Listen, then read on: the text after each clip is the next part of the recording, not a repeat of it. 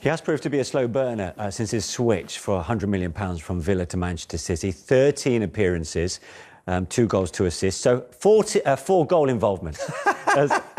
As my guests love that terminology. I hate it. And I've never heard it before. Goal involvement. Yeah, goals or assists. You'd have had a trillion goal involvement. Goal involvement. I've had goals. I don't know about involvement because I'm just there to score. I didn't do the involvements like Jack's saying. But this is what it's about now, you know.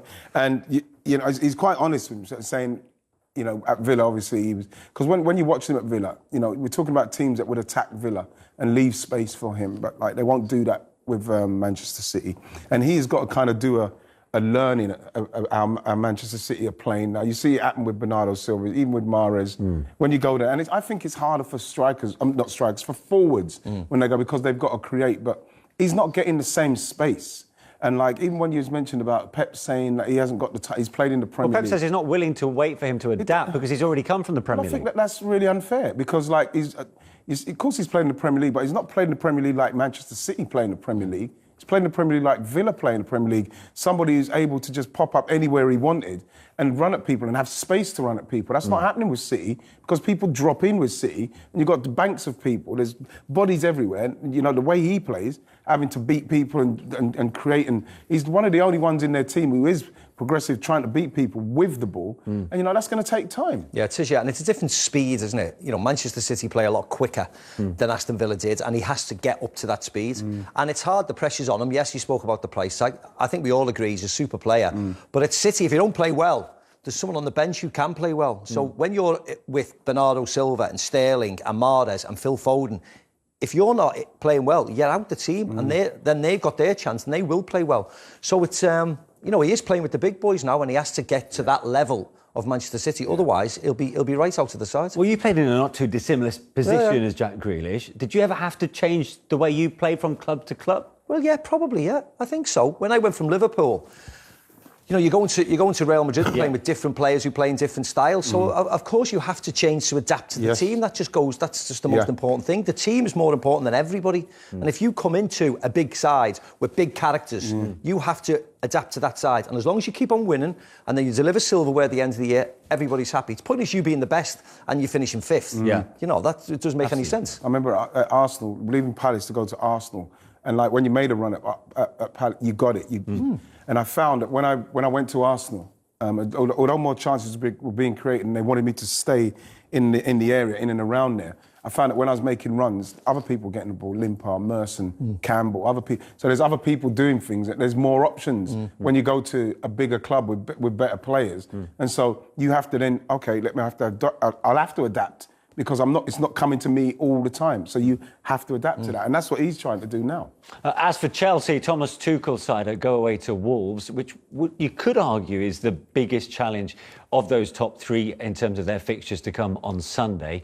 2 wins in the last 5, no clean sheets in the last 6 in all competitions. What's happened to them defensively, Steve? Funny enough, you'd think that if any team could handle injuries, it would be Chelsea, wouldn't you? Yeah. They've missed Chilwell for some reason. I mean, I know he's had a bad injury and Alonso's in, but you think Alonso coming in is a perfect replacement for him. They just look as if they're labouring at the moment, whether it's just an accumulation of games, whether it's the style of play that they have, whether they haven't got any real match winners like a Manchester City may have or a Liverpool may have. We know that Chelsea have probably got the best squad in the league.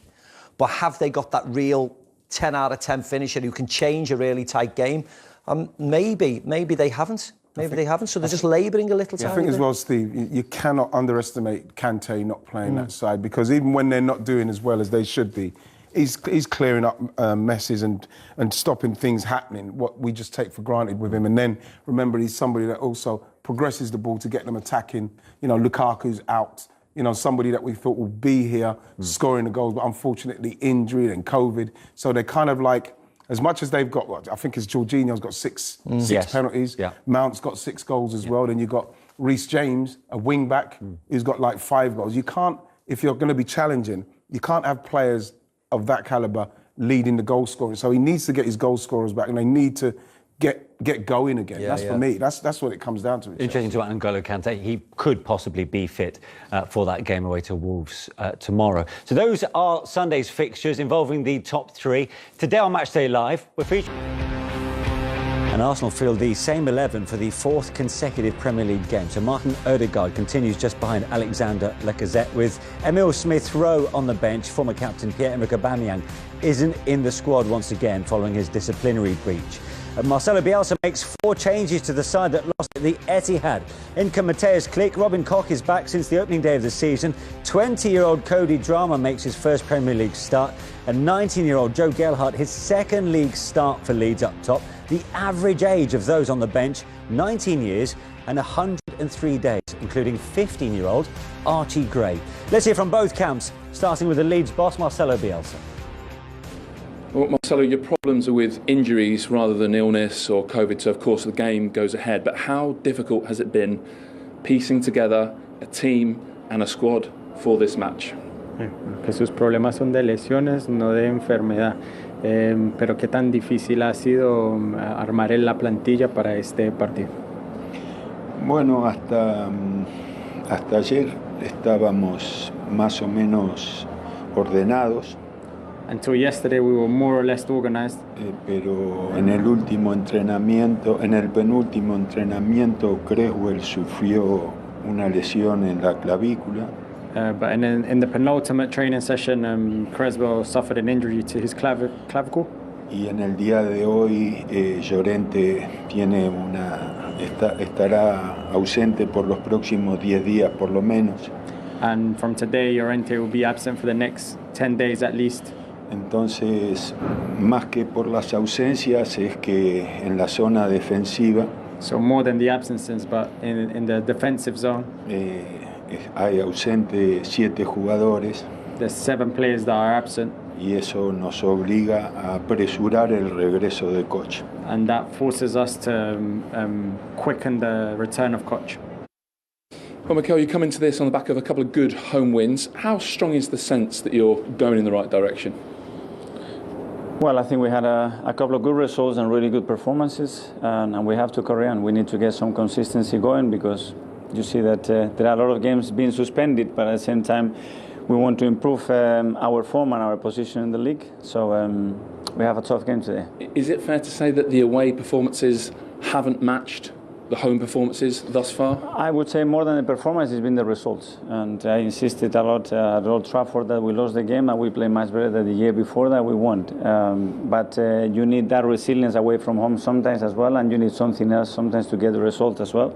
And we need to improve the results, that's for sure. Is there something you can exploit with Leeds today? They've got lots of injuries. They're on the back of a 7-0 as well.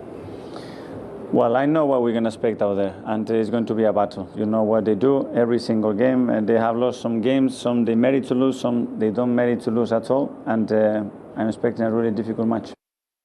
Gabriel, should we start with your own form then? You're creating, you're scoring, you're getting a good run of games. How much is that helping your confidence and belief?